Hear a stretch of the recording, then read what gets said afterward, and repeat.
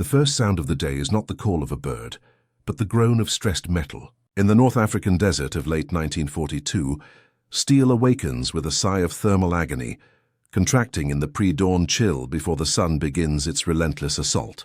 The air itself tastes of grit, a fine ochre-colored dust that works its way into everything: water, fuel, and the lungs of men.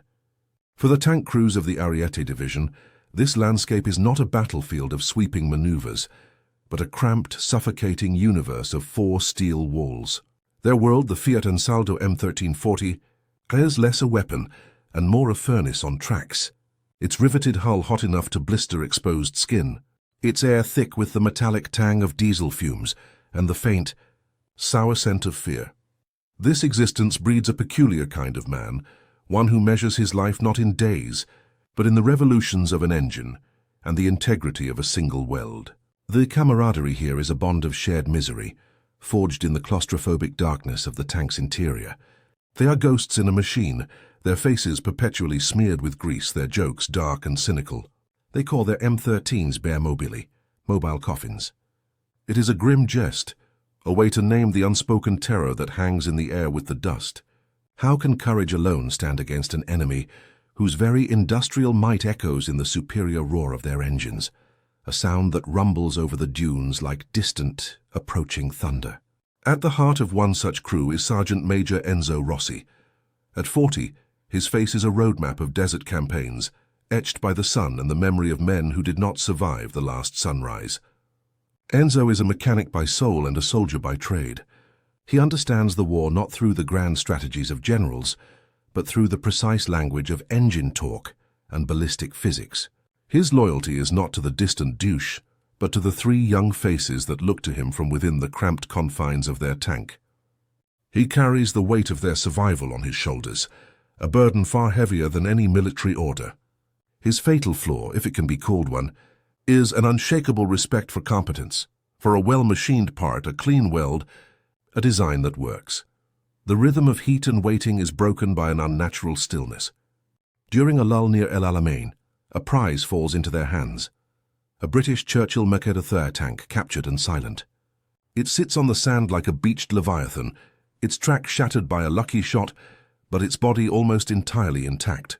It is a hulking alien thing, its silhouette tall and imposing, a brutalist monument of enemy engineering. Instead of being dragged away for scrap, a curious order comes down from high command: evaluate it. Find its weaknesses. Enzo Rossi, known for his mechanical mind, is tasked with leading the dissection. He gathers his small crew, their faces a mixture of professional curiosity and the ingrained caution of men who know that nothing in this war is ever simple. As they approach the dormant giant, the desert sun glints off its thick cast armor, making it seem less like a machine and more like a creature from a forgotten age. The irony of their mission is a palpable, unspoken thing. They walk toward the enemy's steel fortress, believing they are surgeons, ready to probe for vulnerabilities and report back with tactical wisdom. They do not yet understand that they are, in fact, coroners, about to perform an autopsy on their own hope. They are about to discover a truth so cold and so mechanically precise that it will shatter their world far more effectively than any enemy shell. If you believe that a soldier's spirit is their ultimate armor, you might want to see what happens when that armor is pitted against cold, hard steel. The shadow of the Churchill stretches long and dark across the sand, engulfing Enzo and his men as they finally stand before it. It looms over them, its sheer mass a silent testament to a different philosophy of war. Enzo runs a calloused, grease-stained hand over the hull, feeling the texture of the metal, the depth of its welds. He can already see the difference. There are no rows of vulnerable rivets like the ones that stud his own M13, rivets known to shear off in an impact and become deadly shrapnel inside the crew compartment. This machine was built not just to fight but to endure, to protect. And as the heavy access hatch groans open, revealing the dark, cavernous interior, Enzo feels a cold premonition. He is not just entering an enemy tank. He is stepping into the tomb of his own illusions. The first point of contact is the armor itself. Enzo runs a hand over the turret's flank, his calloused fingertips tracing a landscape of alien engineering.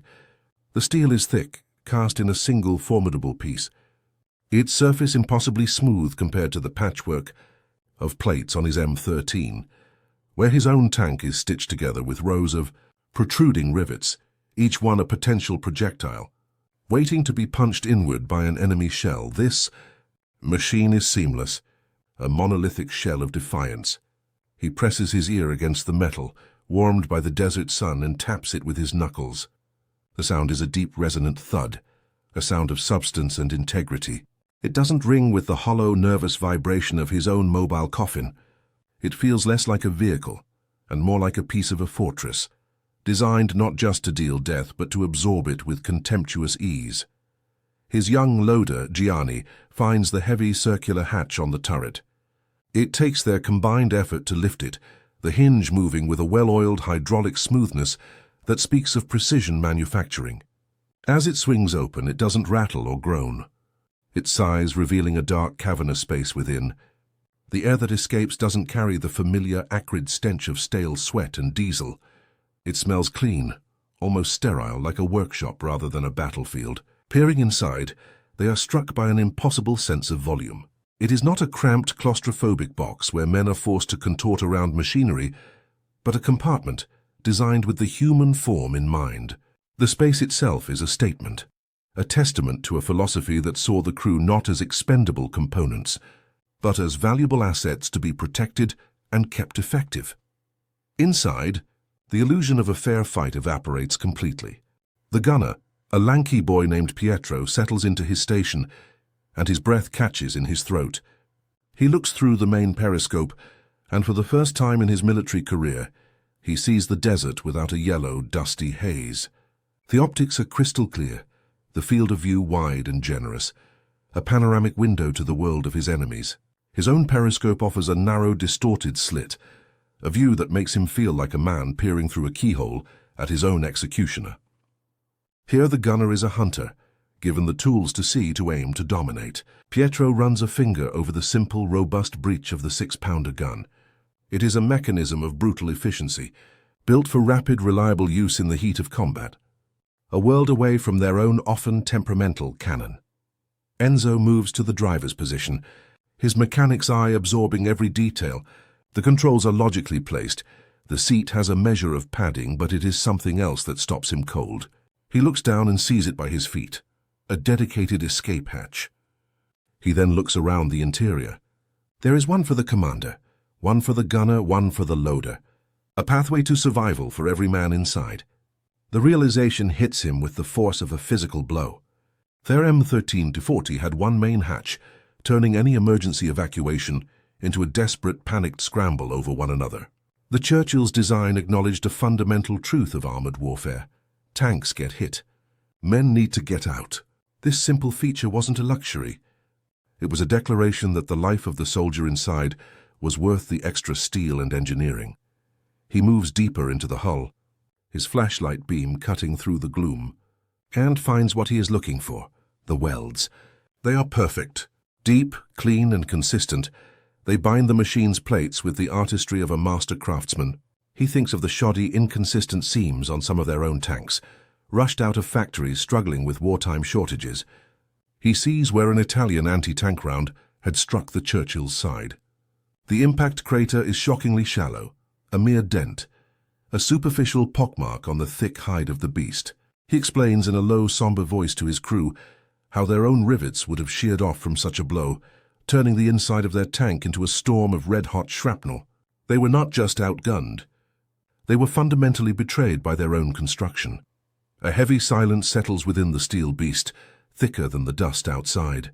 The four men stand in the relative cool of the enemy tank, the desert sun a distant, muffled reality. They look at each other, and in their eyes a grim joke dies forever. The term bare mobili, mobile coffins, is no longer a cynical piece of gallows humor used to cope with fear.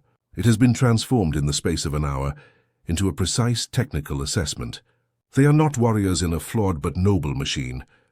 They are custodians of a mass-produced tomb, sent to face an enemy whose industrial and moral philosophy was simply crushingly superior. The professional curiosity that had brought them here has curdled into a cold, quiet dread.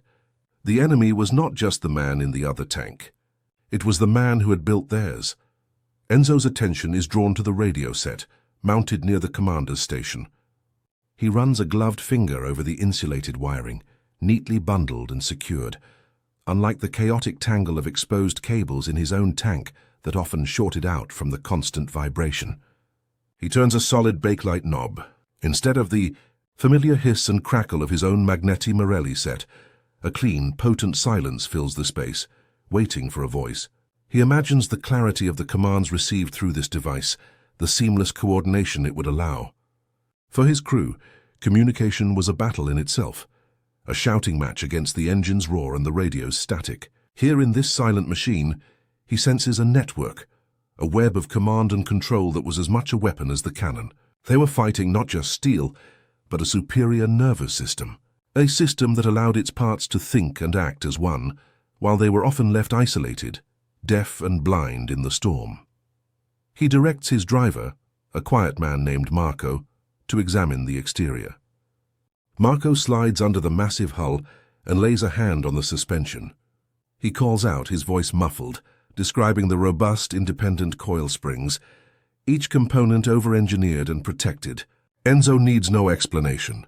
He can picture the smooth, terrain-absorbing ride it would provide, a stark contrast to their own M13's jarring leaf spring system, a design better suited to a farm tractor. He thinks of the constant bone-shattering impacts his own driver endures, the fatigue that dulls the senses and slows reaction times. He thinks of the frequent breakdowns, a thrown track or a snapped spring that could leave them stranded and helpless. This Churchill was not just armored. It was stable. It was a predator, built to stalk its prey across the unforgiving desert, while their own machine seemed designed to fight the very ground it moved upon. The true test for Enzo the mechanic lies in the engine bay. It takes two of them to lift the heavy, precisely fitted access panel. What they find inside silences him completely. The Bedford Flat 12 engine sits in its cradle, a masterpiece of accessibility and logical design. Hoses are clearly marked, fluid reservoirs are easy to reach, and there is actual space to work. He recalls the last time he had to replace a fuel injector on their M13, a 4-hour ordeal of scraped knuckles and curses, requiring him to contort his body into impossible shapes within the cramped, oily compartment. This British engine was built with the understanding that machines break, and soldiers must fix them under fire. It was a design born of pragmatism and respect for the mechanic. It was another quiet, damning piece of evidence that the enemy saw their crews as assets to be preserved, not just fuel to be burned by the war machine. Gianni, the loader, lets out a low whistle. He has found the ammunition storage. The 6-pounder shells are nestled in individual containers, shielded by an interior plate. It's a system designed to contain a fire, to stop a single hit from turning the entire tank into a catastrophic explosion. Enzo feels a cold knot tighten in his stomach. He pictures the ammunition in their M13, stacked in simple, unprotected racks, right against the thin side armor. He has seen what happens when a shell penetrates that spot. It's not a battle, it's a cremation. The crew doesn't even have time to scream. The Churchill's designers had anticipated the inevitable and engineered a chance for survival. Their own designers had accepted the inevitable and engineered a tomb. The difference was not in the quality of the steel, but in the value placed on the lives of the men inside it. Pietro, the gunner, discovers a small, seemingly insignificant detail. Mounted near his station is a simple electric fan. A triviality, a luxury they would scoff at. But as the sweat drips from his own brow in the stifling heat of the Churchill's interior, he understands its purpose. It was there to keep the gunner's eyes clear of sweat, his hands steady, his mind focused during the critical moments of aiming and firing. It was a recognition that the human component of the weapon system was the most fragile. He then points to the water bottle canteens, secured in purpose-built clips within easy reach of every crewman. Their own canteens rolled around on the floor, getting hot and covered in grime. These small things, these tiny acknowledgments of human need, felt more damning than the thick armor, for they spoke of an empathy, a foresight, that was entirely absent from their own world. The youngest of them, a 19-year-old replacement named Leo, who still possessed a sliver of boyish curiosity, finds a small metal plate riveted to the interior wall. He wipes away a thin layer of dust with his sleeve. "Sergeant," he says, his voice barely a whisper, There's writing here. Enzo leans over, his flashlight beam illuminating the neatly stamped letters. Vauxhall Motors, Luton, England. The words hang in the air, foreign and impossibly distant. They are not just words. They are a name, a place, a symbol of an entire industrial world, operating on a level they could not comprehend. A world that could produce a machine like this, not as a miracle of engineering, but as a standard issue. In Leo's wide, disbelieving eyes, Enzo sees the last vestiges of patriotic faith crumble into dust. The enemy was not just a soldier. It was a factory in Luton. They climb out of the steel giant, back into the blinding, indifferent glare of the African sun. The world feels altered, the very air thinner. Enzo turns and looks at his own M1340, parked 50 meters away. It seems pathetic, a fragile, angular toy. The desert light catches on the rows of rivets studding its hull, and for the first time, they do not look like symbols of industrial strength, but like the neat, orderly buttons on a burial suit. The four men stand together in the shadow of the Churchill, a profound and heavy silence binding them. Their orders were to find the enemy's weakness. Instead, they had found their own, and it was a truth so vast and so terrible that there was no language to report it. They were not soldiers in a war. They were sacrifices in a flawed equation. Enzo's report was not written in ink, but etched in the grim set of his jaw as he stood before Captain Valeri in the stifling heat of the command tent. He laid out the facts with the cold precision of a coroner. He spoke of cast versus riveted hulls, of millimeters of steel, of the geometric probability of shrapnel. He described the clarity of the British optics and the logic of their escape hatches. He did not use words like superior or inferior. He did not need to. He simply presented a series of mechanical truths, each one a stone laid upon the grave of their own tactical assumptions. He was a mechanic reporting on a machine, but his tone was that of a man delivering a eulogy for comrades who were not yet dead.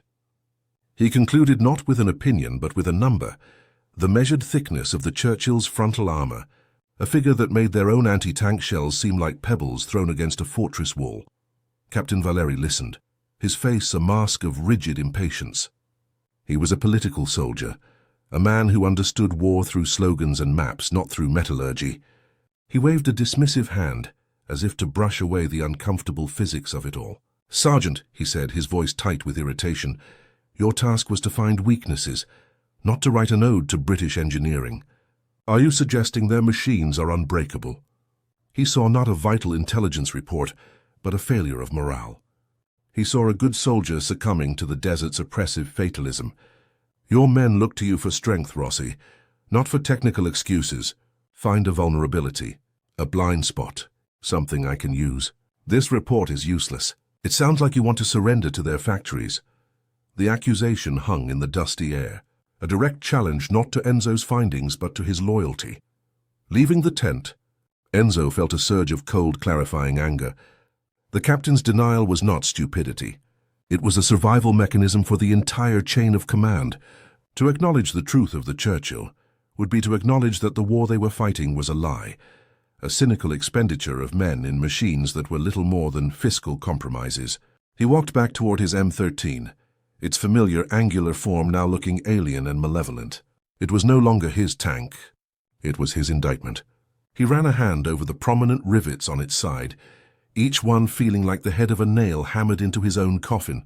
The true enemy was not the ignorance of men like Valeri, but the calculated institutional indifference that sent them out to die, armed with little more than rhetoric and fatally thin steel. His duty had fractured into two irreconcilable pieces, the duty to obey and the duty to survive. He found his crew waiting for him in the shade of a camouflage net, their faces turned to him with a silent, knowing dread. They had been inside the Churchill with him.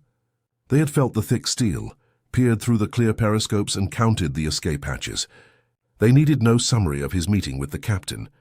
Enzo looked at their young, dust-caked faces, Pietro, Gianni, Marco, Leo, and saw the reflection of his own terrible burden. There was no need for a speech. In the shared silence, a new contract was forged. His role was no longer just to command them in battle, but to shepherd them through a betrayal. He was their sergeant, but he was now also their sole protector against the very army they served. His gaze met each of theirs, a grim promise passing between them. He would not lead them blindly into a slaughterhouse. That afternoon, Enzo began a small, desperate act of heresy. He opened his toolkit not for routine maintenance, but for a futile attempt at reinvention. He began painstakingly rewelding a seam along the turret ring, a spot he knew was prone to cracking under stress. It was a cosmetic fix, a prayer offered to the god of metallurgy, but it was an act of defiance. He gathered his crew and, using a stick to draw in the sand, he drilled them on a new tactic, a reverse slope defense designed not to ambush the enemy, but to minimize the M13's exposure, to hide its paper-thin belly armor from the Churchill's powerful gun. He was no longer training them to fight like soldiers. He was teaching them to survive like prey, to use cowardice and caution as their most effective armor. It was a pathetic rebellion against an industrial Goliath, but it was the only one he had. The captain saw it all from a distance, his binoculars glinting in the sun. He strode over later, his boots crunching in the sand, his shadow falling over Enzo's work. "What is this, Sergeant?" he asked, his voice dangerously low. "Unauthorized modifications? Tactical reimaginings? You are a tank commander, not an engineer or a general." The threat was clear. "Your job is to instill fighting spirit, but I see you teaching your men how to hide. This fear you are spreading, it is poison. It borders on sedition." The captain looked at Enzo, covered in grease, a welding torch in his hand, and he saw a man breaking faith. Enzo met his gaze, his eyes reflecting the harsh glare of the sun. He did not see a superior officer. He saw a man who was asking him to sign his crew's death warrant in the name of a patriotism he no longer recognized. That night, as the desert temperature plummeted and the stars emerged with an indifferent brilliance, Enzo sat on the hull of his M13, the cold steel seeping through his uniform. He understood now that his discovery had not given him power. It had given him an unbearable weight. The system wasn't broken. It was working as intended, and its intention was to expend them. There would be no vindication, no dramatic reversal based on his report. The truth was an enemy of the war effort. His resistance could not be a matter of memos and channels. It had to be a quiet, personal war, fought in the space of meters and seconds, in the angle of his tank, in the split-second decision to advance or to hold. He was no longer just fighting for Italy. He was fighting for the 4 lives inside his mobile coffin, waging a secret battle against the very men who sent him into the fire. The revelation began not with a single dramatic discovery, but with a slow, creeping accumulation of truths, each one a small, cold stone dropped into the pit of their stomachs. The first was the very skin of the beast. Enzo explained it in a low, measured voice, his words stripped of all emotion, which made them all the more terrifying. He pointed to the shallow crater left by one of their own anti-tank shells, a mere pockmark on the hull. He then made them run their hands over the seamless cast turret, a single monolithic piece of steel. He contrasted it with their M13, a thing of plates and rivets, explaining how a direct hit would not just penetrate, but turn every one of those iron bolts into a white-hot projectile, a storm of shrapnel shredding the men inside. They were not encased in armor. They were wrapped in a fragmentation grenade, waiting for an enemy to pull the pin. The second truth was the geometry of survival. As they stood inside the Churchill's hull, the sheer volume was a revelation in itself. It was not a space designed by engineers trying to cram a gun and an engine into the smallest possible box. It was a workspace, a fighting compartment designed around the human form, but it was the escape hatches that truly broke them. One for the driver, one for the commander, one for the gunner, a pathway to life for every man. They looked at each other, the same image flashing in their minds. The frantic, desperate scramble in their own tank, a mad climb over wounded comrades to get through the single, often jammed turret hatch. The British design did not assume victory. It acknowledged the possibility of destruction and offered its crew a chance. Their own design offered only a shared grave. The third truth was the gift of sight. Pietro, their gunner, sat in the British seat and peered through the main optics. A quiet gasp escaped his lips. He saw the desert not as a blurry, yellowed slit, but as a vast, clear panorama. The world outside was sharp, defined, and immediate. He could count the ridges on a distant dune, see the heat shimmering off a rock. He beckoned to the others, and one by one they looked through the periscope, sharing in his silent horror. They had been fighting half-blind, peering at their executioners through a dirty keyhole. The Churchill's gunner was a hunter, given a god's-eye view of the battlefield. They, by comparison, were prey, squinting at the shadows, waiting for the pounce. The clarity of the glass was a cruel metaphor for their own dawning, terrible clarity. Enzo, the mechanic, found his own private hell in the engine compartment. The Bedford engine was not just a power plant. It was a testament to a different philosophy of war. Everything was accessible. Hoses were logically routed, components were clearly visible, and there was room for a man's hands to work. He thought of the contortions, the scraped knuckles, the hours of cursing in the dark required to perform the simplest repair on their own engine. The British had built a machine that could be maintained on the battlefield by tired, frightened men under fire. They understood that a broken-down tank was a coffin, and they respected the mechanic enough to give him the tools and the space to keep his crew alive. It was a profound professional courtesy, and its absence in their own design felt like a deliberate, calculated insult. Then came the small things, the quiet details that spoke not of industrial might, but of a stunning, incomprehensible empathy. The simple electric fan for the gunner, designed to keep sweat from his eyes. The purpose-built clips that held water canteens within easy reach of every crewman. The padded seats, the insulated wiring. Each discovery was a fresh wound. These were not luxuries. They were acknowledgments of human frailty. They were a recognition that soldiers are made of flesh and blood, that they tire, they thirst, and they feel fear.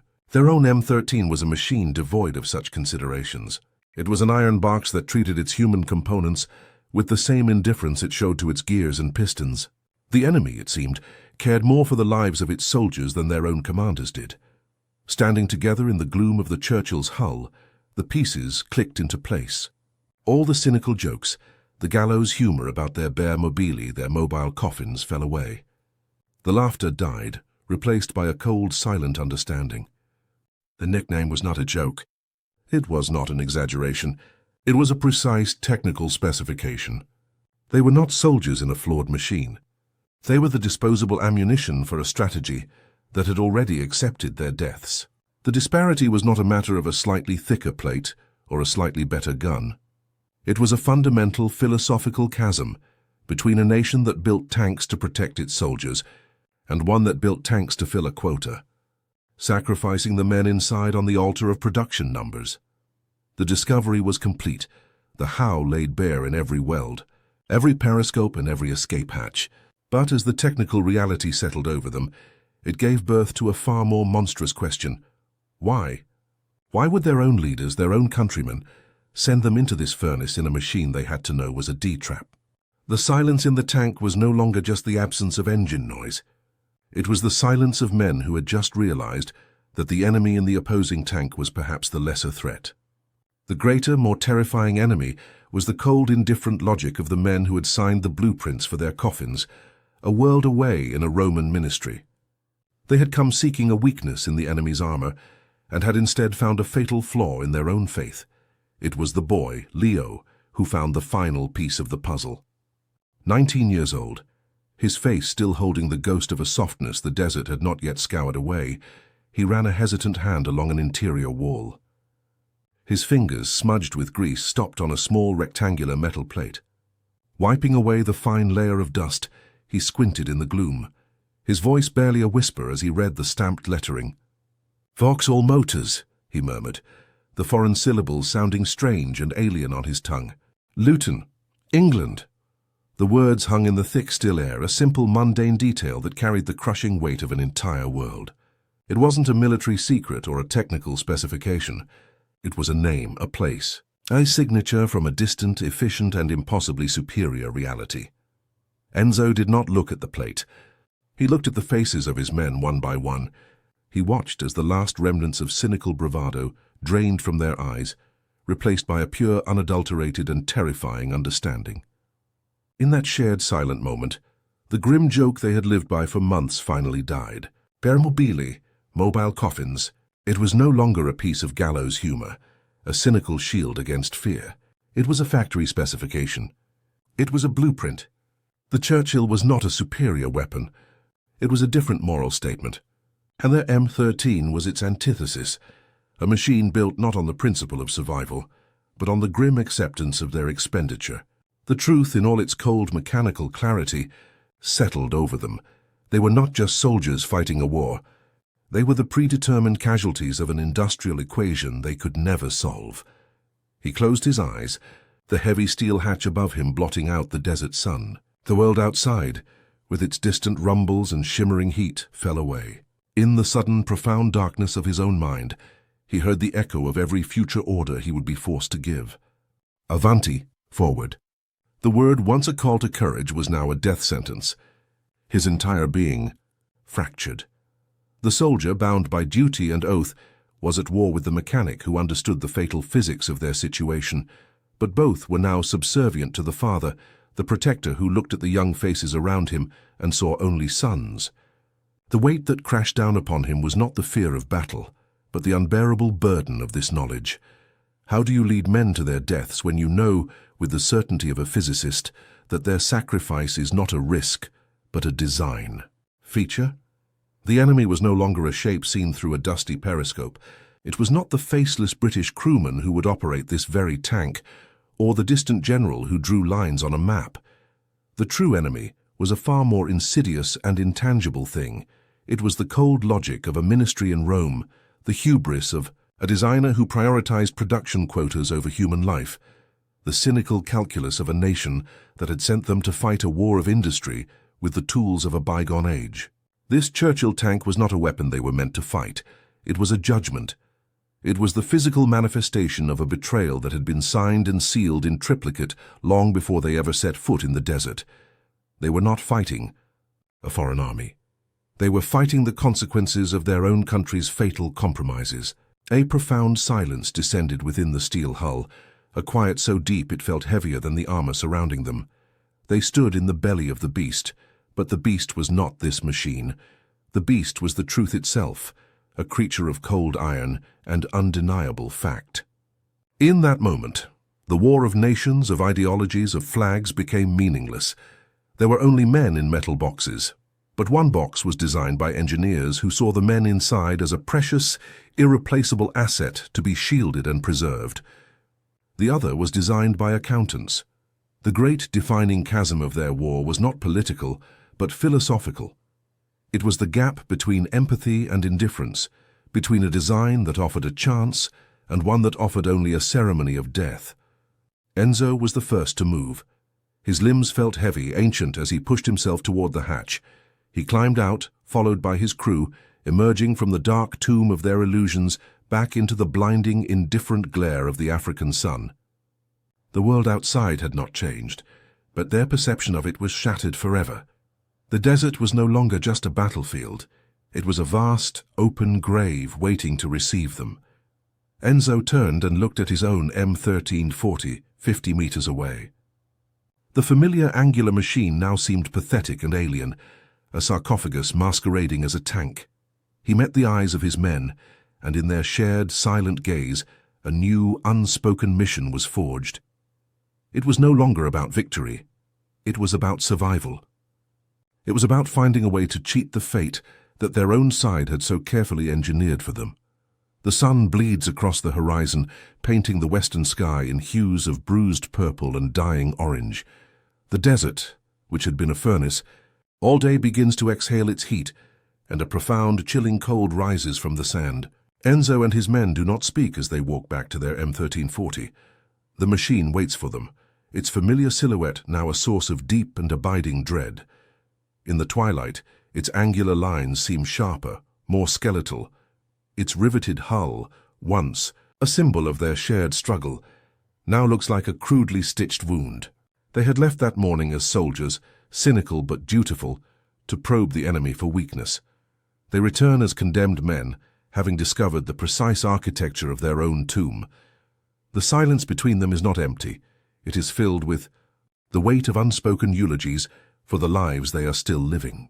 The war, Enzo now understands, is not fought on the maps in the command tents, nor is it won by the fiery rhetoric of distant leaders.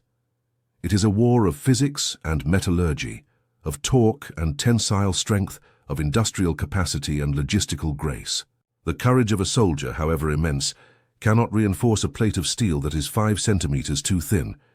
A gunner's keen eye cannot compensate for a periscope that offers only a distorted, clouded view of the world. They were told they were fighting for an empire, for glory, for the future of their nation. But the truth, revealed in the clean welds and logical design of the Churchill, was that they were participants in a brutal industrial audit, and their lives were the acceptable losses, the rounding error in a grand and fatally flawed calculation. He does not consider mutiny or desertion. Such acts are grand, theatrical gestures, and his tragedy is a quiet, internal one. His battlefield has shrunk. It is no longer the vast North African desert, but the cramped 4x2-meter space inside his tank. His new war will be fought not against the British Eighth Army, but against the statistical probability of his own tank's failure. He will become a master of cowardice, a general of retreat. He will use the terrain not to gain an advantage, but to hide a vulnerability. He will measure his victories not in enemies destroyed, but in the heartbeats of the young men who trust him, stolen back from the flawed blueprint that has already sentenced them to death. His loyalty is no longer to a flag, but to the fragile flesh and blood encased in this mobile coffin. This is not a uniquely Italian story. It is a timeless, universal parable of the soldier on the line. It is the story of every warrior sent to face a storm, armed with a shield he knows will break, his courage expected to bridge the gap left by another's indifference or incompetence. It is a quiet testament to the countless men and women who are asked to pay the ultimate price not for a cause, but for a compromise made in a distant boardroom or a complacent ministry. If you have ever felt that the human spirit is the last line of defense against a failing system, then you understand the war Enzo Rossi was now fighting. It is a war waged in the heart, long after the battle for the mind has been lost. In the end, the most profound discovery in that silent, captured tank was not technical, but human. A soldier's greatest enemy is not always the man in the opposing trench with a different flag on his shoulder. Sometimes the most lethal enemy is the cold calculus of the men who armed you, the indifference of a system that sees your life as a resource to be expended. True courage, then, is not merely the willingness to face fire.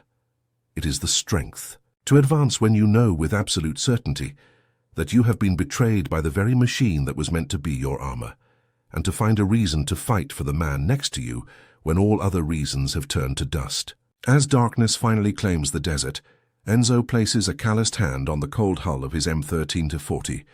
The gesture is not one of affection, but of grim acknowledgement, a final somber pact with the flawed steel that will carry them into the next dawn. The stars emerge, ancient and indifferent, scattered across the infinite blackness like rivets in the armor of the night. The war will go on. The orders will come. But for Enzo Rossi and his crew, the fight is no longer for victory.